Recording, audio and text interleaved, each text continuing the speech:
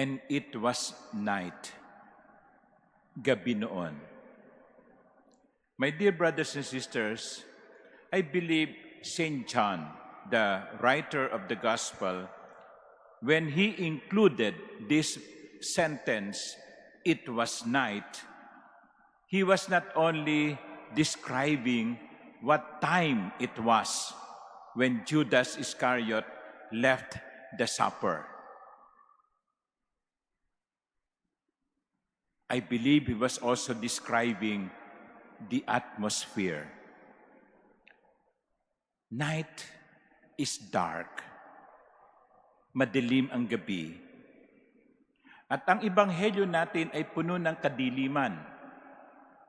Sapagkat dalawa sa mga malalapit na alagad ni Jesus, dalawa sa mga itinuturing niyang kaibigan, ang isa ay magkakanulo sa kanya at ang ikalawa magtatatwa sa kanya.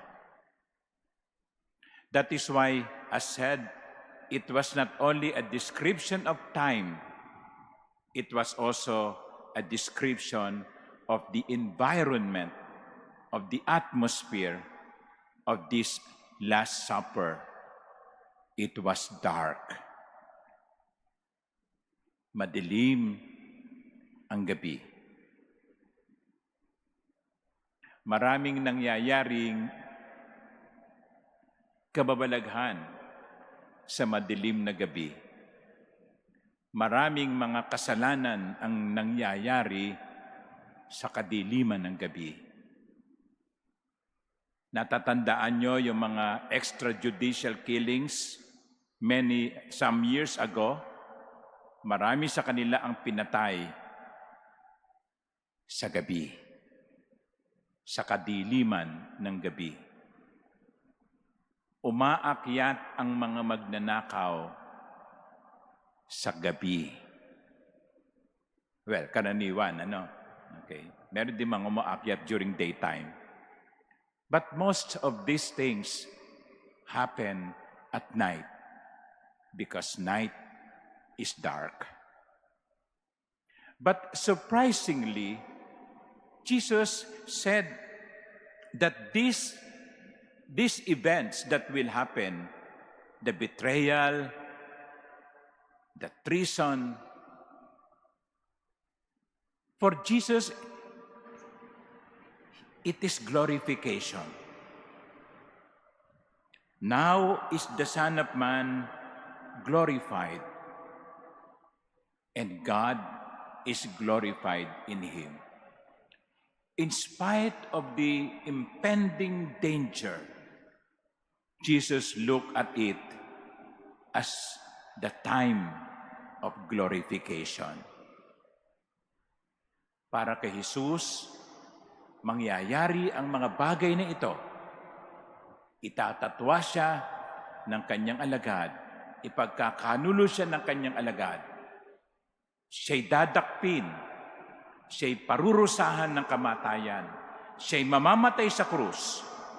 Pero tinitignan ito ni Jesus hindi bilang pagkatalo, kundi pagtatagumpay. He was able to see the positive behind the darkness of the night. It is said, I don't know if it is true, that the darkest time, the darkest part of the night is when dawn is about to come. Yun ang nakita ni Jesus. Ang kadiliman ay naghuhudyat lang ng kaluwalhatian. And Jesus was able to do that. Jesus was able to look at the suffering, at the betrayal, and everything negative as something glorifying because he looked at these events with eyes of faith. He trusts in God.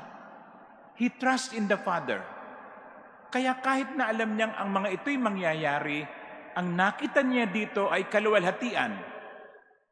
sapagkat siya'y nagtitiwala na hindi siya pababayaan ng Diyos. My dear brothers and sisters, I hope we will be able to imitate Jesus. Sa buhay natin, maraming mga nangyayari na hindi maganda. Sa buhay ninyo, marami kayong pinagdaraanan ng mga pagsubok. Madalas kapag nangyayari sa atin ng mga ganito, ang tinatanong natin ay, bakit? Bakit, Panginoon? Bakit ako? Bakit ang mahal ko sa buhay? Sana, katulad ni Jesus, kapag nangyayari ang mga bagay na ito sa ating buhay, masabi natin, may dahilan ang Diyos.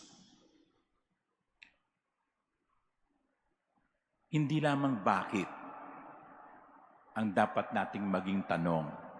Dapat itanong din natin, ano ang gusto mong sabihin, Panginoon?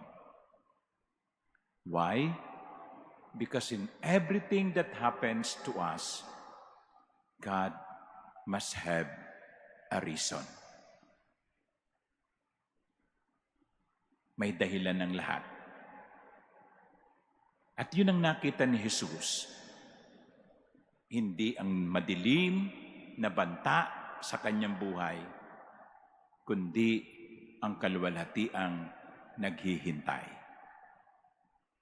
In other words, Jesus is saying to himself and to us, everything in the end will be all right.